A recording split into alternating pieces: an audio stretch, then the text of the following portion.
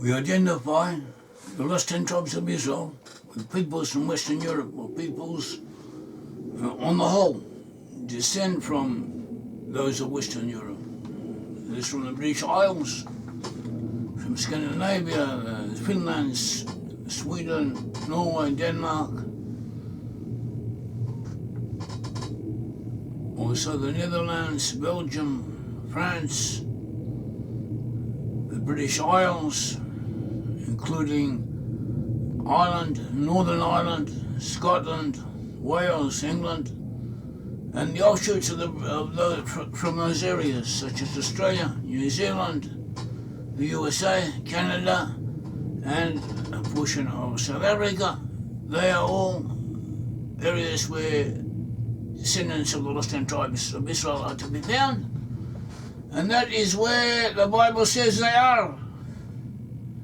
The Bible says so. It gives us indications of this, and we confirm this through rabbinical sources, through legends, through archaeology, linguistics, history, and numerous fields of study, all point in this direction, and they all come together to prove it. And according to tradition, we understand that the USA, that is America, will be the first to be redeemed, that the redemption is coming. In the end times, the lost 10 tribes will return. They will reunite with Judah. And this will happen. Indications are that we may be getting very close to that. We don't know, but we are. But this would seem to be quite probable, quite a possibility. And the USA will be the first. It is Manasseh. We identify the USA with the Manasseh, and Manasseh will be followed by Ephraim, and after that all the rest of the tribes. Just to remind you, Abraham, Isaac, and Jacob were the forefathers of the Israelite nation. The Israelite nation were descendants of Jacob. Jacob was also known as Israel. That is, the 12 tribes of Israel. 10 of the 12 tribes eventually separated from the others, separated from Judah, and they created their own kingdom of 10 tribes, a kingdom based on Samaria, around Samaria. That is, the 10 tribes of Israel had their separate kingdom, and they were conquered by the Assyrians, taken into exile, and lost consciousness of their ancestry. Nevertheless, physically they remained together, and they moved to different areas, and we can trace them to the areas they moved in, and therefore we can identify them with peoples in those regions, according to his history, according to the names they call themselves by, but according to numerous points of evidence, and this is confirmed by biblical sources. And so we identify these peoples as the lost 10 tribes of Israel. And historically we find other theories. We find other theories identifying other peoples as descend from lost 10 tribes, and we disagree with them. We do not agree with other theories. We do not accommodate other theories, saying that we, just as what we say is correct, so too may the others be correct. No. So we are correct and they are in error. But some of them here and there may have something to them. One of the theories is that of the Amerindians, the Indians of North America, saying that they descend from the 10 tribes of Israel. This is not so. This was not correct. But there may have been small bodies of Israelites in one way or another did get to that region. But that is not what we are concentrating upon. But in the past there were those who did concentrate upon that point. Manasseh ben Israel in the 1600s from the Netherlands is quite a scholar, and he believed that the lost 10 tribes to be found amongst the Amerindians. He wrote books on it, and he brought proofs concerning it, and we analyse the books, we analyse the proofs concerning it. Here's a work on concerning his a work that discusses his theory and also brings his book, the book he wrote on it. The draft was originally in Latin, but this is an English translation. And this work, we use it, and we see that Manasseh ben Israel was a scholar. He was well known. He was born in 1604. He died in 1657. He was probably born somewhere in either in Portugal or in the Azores Islands, which are islands belonging to Portugal. but he himself was of Spanish descent. His parents were Spanish subjects, and there were Maranos, that is, their ancestors had been Jewish, but they had been forced to become Christians, and people like that were suspected by the Inquisition, often persecuted and questioned and interrogated and sometimes tortured, because it was suspected that they were secretly practicing Judaism or largely Judaism. In some cases they were. And so the parents, Manasseh, when his parents came to the Netherlands, at that time part of the Netherlands was technically pertained to Spain, but things were much more liberal. It was possible to be openly Jewish there, and so he became openly Jewish. He learned, became a scholar. He wrote a book on reincarnation according to Jewish sources, although wrote a book on the Conciliator, actually several, at least 2 large volumes on this work, which answers questions and queries concerning points and difficulties in the Bible. This work is still used today. It is quite good. And he also corresponded with numerous savants, with different learned people in his generation. He was well known. He was a celebrity, even an intellectual celebrity, one could say. He was an internationally known personage, and in his time, the time of Manasseh, a lot of rumours concerning the Amerindians, America relatively speaking, for that age, had been discovered not long beforehand.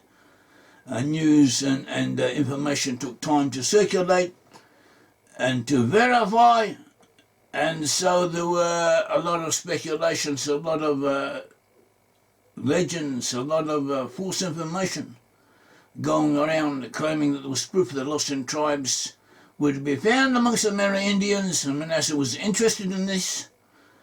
A Marano from Portugal named Montezino had been in Ecuador, and he had been in the jungle area, and he had met natives, and he claimed that they had approached him, spoken to him, and they had uttered the phrases in Hebrew from the Hebrew Bible. He may have been delirious, he may have been inventing it, we don't know, but at all events he made this claim, and he came back to the Netherlands and he swore on it. He took it a Sefer Torah, a Torah scroll, which is a sacred object in the Jewish synagogue, and he swore on it that this is what had transpired. And the Rabbi's present, and Rabbi Menesseh was present, and he believed in it. And he also had the notion that in order for the redemption to come, it was needed that the Jews be found everywhere in the earth, including in England. And that time, since 1290, the Jews had been expelled from England, and there were not many Jews officially in England. It was understood that legally it was forbidden for Jews to be there. So Manasseh corresponded with officials of the government at that time, under Oliver Cromwell, and he corresponded with them, and he was invited to come to England and speak. And he did so. He came in 1650. Already in 1644 he had written a book, The Hope of Israel, in which he had outlined his proofs or his claims, saying that the lost 10 tribes to be found amongst the Amerindians. Now, this is important for our studies. Why? Because Manasseh was a scholar, and he brings proofs from various sources, including from the Bible, which he says proves that the lost 10 tribes will return from America. And this is correct. In the time of Manasseh, there were no white men, or very few white men in North America, but it was destined to be so. But Manasseh wasn't to know that. As far as he was concerned, that the redemption of the Messiah might come tomorrow. He was basing himself on what he saw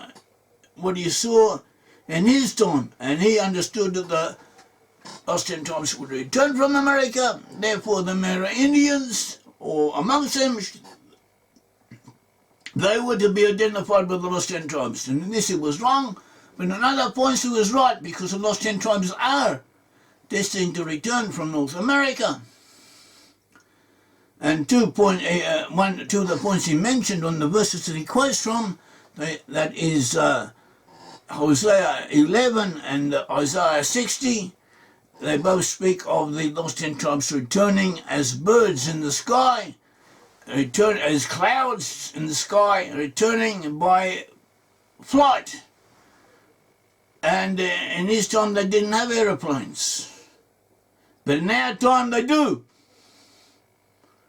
So therefore it is much more probable that the verses are talking of our times, and they were referring to the people now in America.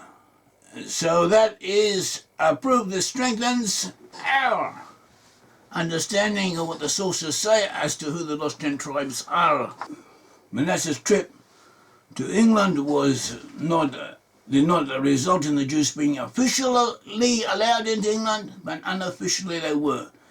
An examination of the legal sources resulted in the conclusion that there was no legal impediment to the Jews coming to England, that the Jews could come to England unimpeded, and that was perhaps the best solution, because according to the climate of that time, if the government had issued some type of declaration that the Jews could come, they would have to pass it through Parliament, and then there would have been all kinds of reservations or limitations, pros, not all of which could be rejected, and the Jews would have been able to come to England, but all kinds of problems would have been accompanied by all kinds of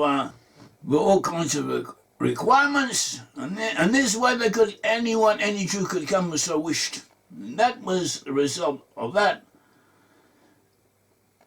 We should note that Oliver Cromwell believed that the English people, the people of England, were descended from lost 10 tribes of Israel. This has recently been proven. It was always present in his writings. It was always there for those who look for it to see. And it's recently been proven quite conclusively that such was the case. John Sadler, his secretary, was an open believer of this. He wrote a book about it. He also spoke in Parliament about it. And there were others who also thought in the same direction, and Manasseh himself may also have done so. Manasseh may have also thought that the English, in addition to the Amerindians, were part of the lost 10 tribes of Israel, but for reasons of diplomacy it was not advisable to openly declare it at that time. Another point is that amongst these same people, amongst the same circle of reformers, of forward thinkers, also those who believed in the restoration of the Jews to the Holy Land, the Jews should be given their own kingdom in the Holy Land, and that the English should help them do this.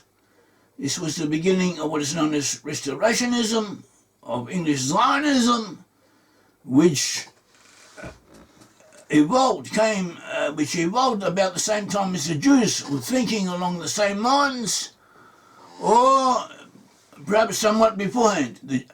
Just to set the record straight, the Jews had come from the land of Israel. They had been in Judea.